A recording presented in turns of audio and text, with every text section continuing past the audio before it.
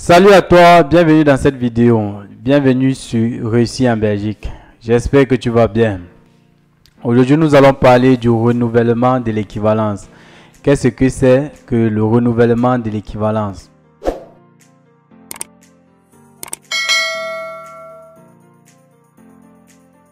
Alors, si tu es nouveau sur cette chaîne, je t'invite à faire 3 choses. Abonne-toi, active la cloche de notification pour ne rater aucune de nos vidéos.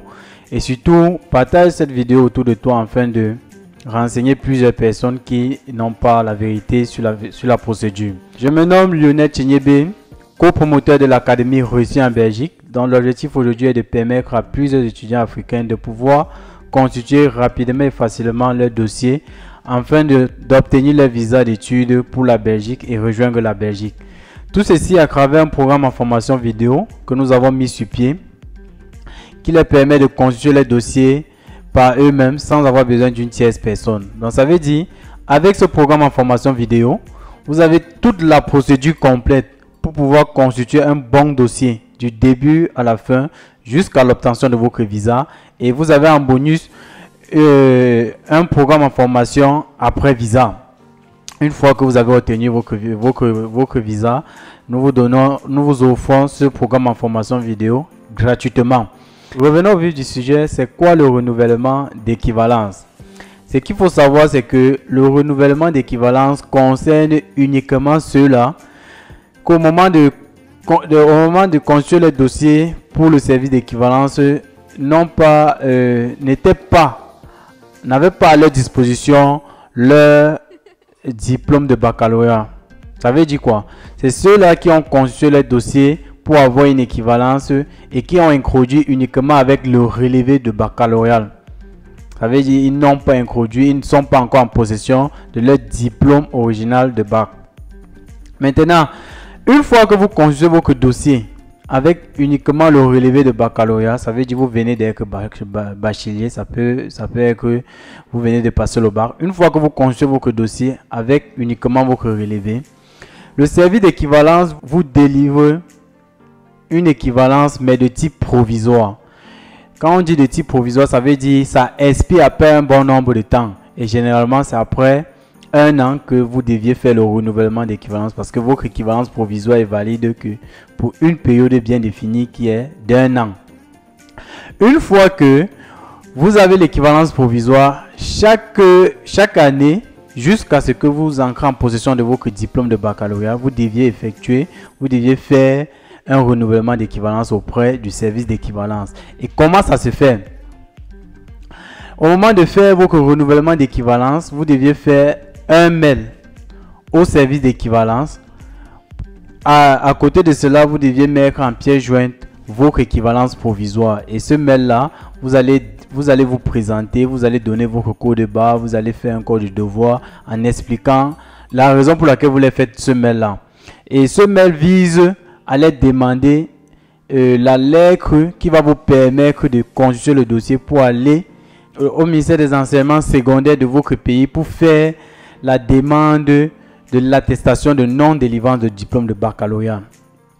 Je répète encore, une fois que vous voulez faire votre renouvellement d'équivalence, qu'est-ce qu'il vous faut? Qu'est-ce que vous deviez faire? Premièrement, vous deviez faire un mail au service d'équivalence où vous vous présentez. Vous donnez l'objet ou la raison pour laquelle vous avez fait ce mail. Vous aimeriez avoir encore en possession de la lettre de demande de l'attestation de non-délivrance du diplôme de bac. Parce que le service d'équivalence demande toujours, vous envoie toujours une lettre de demande d'attestation de non-délivrance du diplôme de bac. Et vous allez mettre en pièce jointe votre équivalence provisoire. Et où ça avait des explications bien notées quand votre équivalence expire. Une fois que le service d'équivalence va vous envoyer cette lettre, vous allez prendre cette lettre, vous allez constituer le dossier et aller au ministère des enseignements secondaires de votre pays, faire la demande de l'attestation de non-délivrance du diplôme de bac. Une fois que vous allez entrer en possession de la lettre de non-délivrance du diplôme de bac, qu'est-ce que vous allez faire? Vous allez faire une procuration, vous allez constituer le dossier. Et dans le programme en formation vidéo, nous vous montrons étape par étape comment procéder quel est le processus à suivre pour pouvoir constituer un document et entrer en possession et pouvoir renouveler son équivalence. Donc nous vous montrons la procédure complète dans le programme en formation vidéo, comment faire, qu'est-ce qu'il faut dire et comment renvoyer votre dossier au service d'équivalence afin qu'il vous délivre une nouvelle équivalence provisoire qui va expirer encore après un an. Donc vous allez faire le renouvellement chaque année jusqu'à ce que vous entrez en possession de votre équivalence définitive. Et pour entrer en possession de votre équivalent définitif, qu'est-ce qu'il vous faut faire?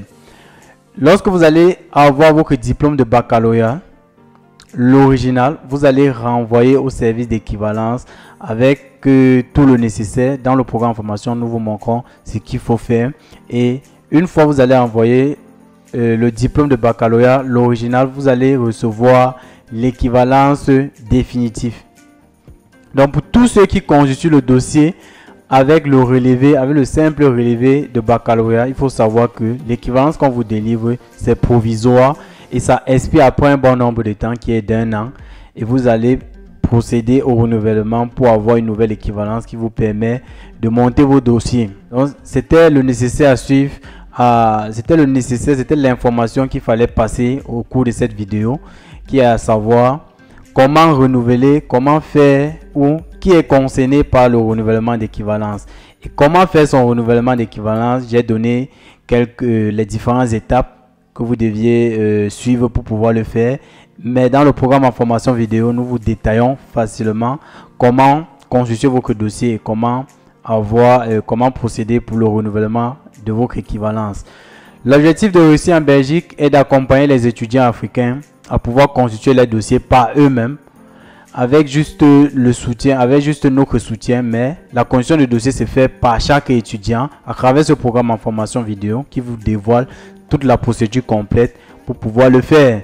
Et ce programme en formation vidéo vous coûte 150 €. Ce n'est pas gratuit, c'est un programme en formation vidéo qui est payant.